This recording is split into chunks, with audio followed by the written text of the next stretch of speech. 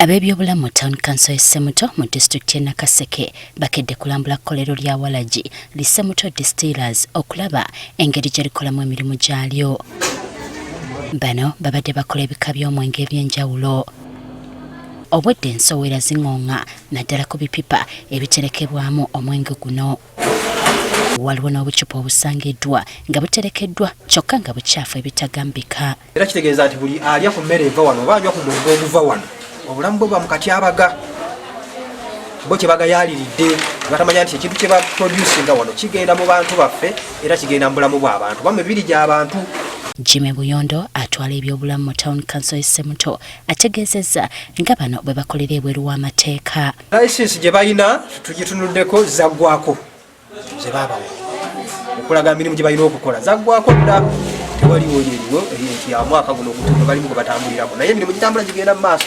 Kati agamba bakwatagana n'ekitongole ekivunaanyizibwa ku mutindo UNBS okuzuulira ddala oba Walaji ono yakakasibwa era nga talina bulabe ku bulamu bw'omuntu. UNBS tugenda kwongera okuzeetegereza tulabe oba ziri mu mateeka era nga tukwatagana n'aba UNBS tubabuuze nti ebbaluwa gye mwaishu ng'abantu bano ddala ntuufu. Era basangiddwa nga bakozesa n'abaana abato ekimenya amateeka.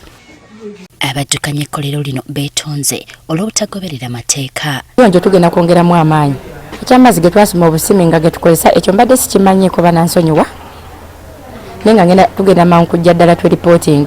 Florence Naluwembe owa Semuto Distillers era yeeyamye nga bwe bagenda obutaddamu kukozesa mwana muto. Abaana abataweza myaka 18 ku 2 omwezi guno nga guweddeko bagenda weebwa ssente bo bagende.